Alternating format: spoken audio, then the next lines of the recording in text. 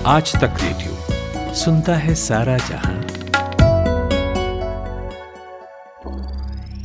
ज्ञान ध्यान।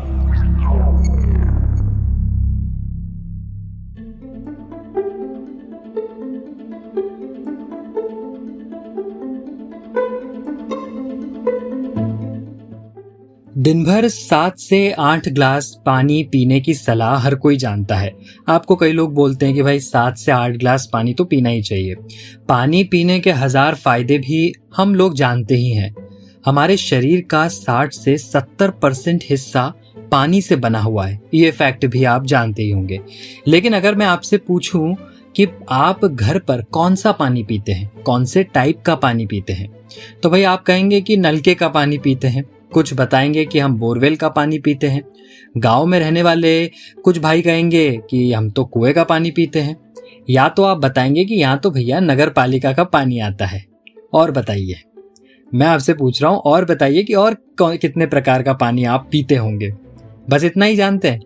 हाँ, अब आप आरओ को भी जोड़ देंगे और मिनरल वाटर को भी, लेकिन पानी और भी कई तरह का होता है।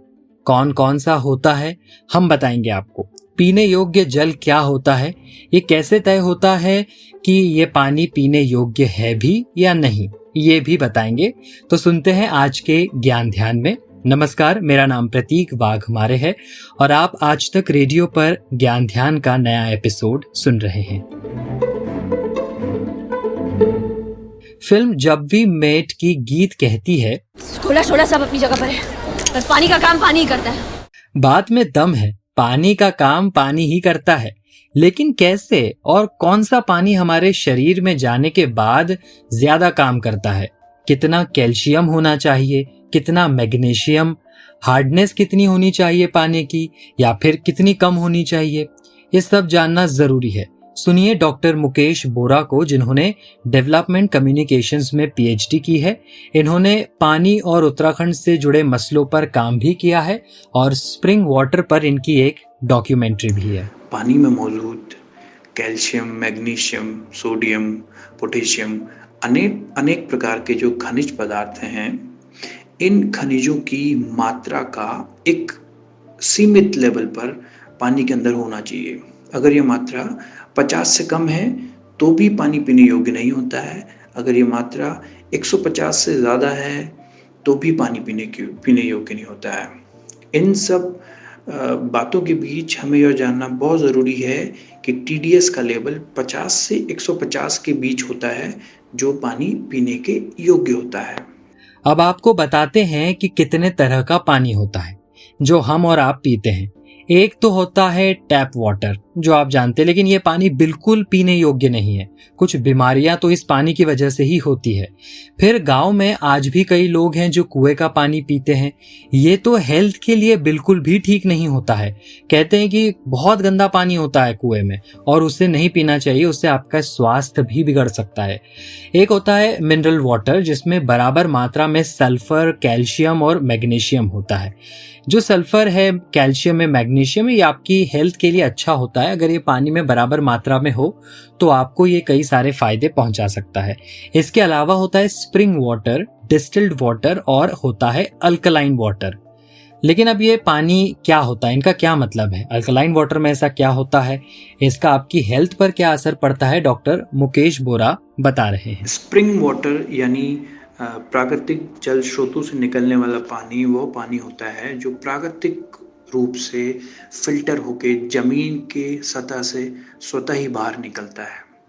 यह पानी अधिकतर हिमालयन राज्यों में मिलता है, जिनको वहाँ पे नौले, धारे, चोपते और अलग अलग नामों से जाना जाता है। अगर हम डिस्टिल वाटर की बात करें तो ये सामान्यतः उबला हुआ पानी है जो वाष्पीकृत होकर पुनः जल में परिवर्तित होता है। यह पानी इसलिए डिस्टिल वाटर कहा जाता है क्योंकि इसकी मदद से जब पानी को हम डिस्टिल करते हैं या पानी को हम उबालते हैं तो पानी से तमाम बैक्टीरिया जो हैं, मिनरल्स जो हैं, वो बाहर निकल जाते हैं। तो डिस्टिल वाटर आज के दौर में जब पानी में बहुत सारी बीमारियां, बैक्टीरिया हैं, तो ऐसे में पीने के लिए बहुत उपयोगी है। एल्कलाइन वाटर से सीधा तात्पर्य पीएच वैल्यू से होता है। पीएच वैल्यू यानी percentage of hydrogen. PH value को 0 से 14 के क्रम में हम जब नापते हैं तो उसमें जो कम पीएच वैल्यू का पानी है वो पानी एसिडिक होता है, और ज़्यादा पीएच वैल्यू का पानी जिसको हम एल्काइन वाटर कहते हैं। तो नॉर्मली पीने योग्य पानी का पीएच 7 के करीबन होता है, लेकिन एल्काइन वाटर का पीएच वैल्यू 8 से 9 के बीच होता है। इससे ये मनुष्य के शरीर में अगर एसिड की मात्रा ज़्यादा हो जाती है तो ऐसे वक्त में इंसान एल्काइन वाटर पीता है, जिससे उसके शरीर में जितने प्रकार के एसिड हैं उनसे वो आसानी से लड़ सके या उनसे उसको छुटकारा मिल सके, इसलिए एल्काइन वाटर पिया जाता है। अच्छा, इसके अलावा एक आयोनाइज्ड वाटर भी होता है। पीने के लिए कहा जाता है कि यही आयोनाइज्ड वाटर पीना चाहिए क्योंकि this is the best water to drink, ऐसा कहा जाता है। इसके क्या फायदे हैं समझते हैं डॉक्टर मुकेश बोरा से। आयोनाइज्ड वाटर, मूल रूप से आयोनाइज्ड वाटर का तात्पर्य ये है कि जिस पानी में मिनरल्स की मात्रा यानी आयंस की मात्रा, खनिज की मात्रा ज़्यादा होती है, वो पानी आयोनाइज्ड वाटर कहलाता है। इस तरह के पानी में एंटीऑक्सीडेंट क्वालिटी होती है, जो शरीर के अंदर प्रचुर मात्रा में कैल्शियम, मैग्नीशियम जैसे रासायनिक पदार्थों की कमी को पूरा करने के लिए इस्तेमाल होता है। आरओ वाटर के बारे में भी आप और हम सब जानते ही हैं, ये अब कई लोगों की पहुंच में भी आ गया है, क्योंकि आयनाइज्ड वाटर की अभी हम जो बात कर रहे थे, अगर वो पानी आपको पीना है तो उसकी भी कई सारी मशीनें आती है, लेकिन वो बहुत ही ज्यादा महंगी होती है, लाखों में वो मशीन मिलती है और कई लोगों की पहुंच से वो बाहर है। लेकिन आरओ वाटर से जुड़ा हम एक शब्द हमेशा सुनते हैं और वो है टीडीएस। अब ये क्या होता है और इसको जांचना क्यों जरूरी है, डॉक्टर मुकेश बता रहे हैं। टीडीएस यानी टोटल डिसॉल्व सॉलिड्स, यानी पानी में मौजूद जितने भी प्रकार के सॉलिड्स होते हैं, कार्बनिक अकार्बनिक पदार्थ होते हैं, उनकी मात्रा को टीडीएस के तौर पे मापा जाता है। इसको 1 मिलियन, टीडीएस को बार बार जांचना इसलिए ज़रूरी है ताकि हम ये पता लगा सकें कि पानी में जितने भी प्रकार के खनिज पदार्थ हैं उनकी मात्रा बहुत कम तो नहीं हो गई है या बहुत ज़्यादा तो नहीं हो गई है।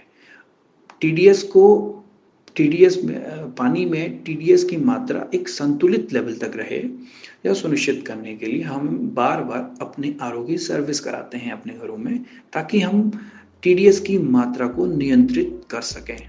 पीने के पानी पर तो खूब बात कर ली, लेकिन पीने योग्य पानी क्या होता है, कैसे तय होता है कि यही पानी पीने योग्य है, ये जानते हैं डॉक्टर मुकेश से। पीने योग्य पानी क्या है और ये हम कैसे तय करें कि पीने योग्य पानी कौन सा हो सकता है। आज के दौर में एक बहुत बड़ा सवाल है, जहां हमें बोतल बंद महंगी महंगी पानी की बोतलें दी जाती हैं और ये बोला जाता है कि ये स्प्रिंग वाटर है, हिमालयन वाटर है। मूल रूप से पीने योग्य पानी वह पानी है जिसे हमारा शरीर बहुत आसानी से पचा सके और जिस पानी को पीने से हमारे शरीर में किसी भी प्रकार की कोई परेशानी या दिक्कतें ना आए। हम उस पानी में खनिज लवण की मात्रा कितनी है, उस पानी का टीडीएस वैल्यू कितना है, वो पानी बहुत ज़्यादा अम्लीय तो नहीं है, वो पानी बहुत ज़्यादा क्षारीय तो नहीं है, इन तमाम बिंदुओं को देखते हुए हम यह तय करते हैं कि पीने का पानी क्या होगा।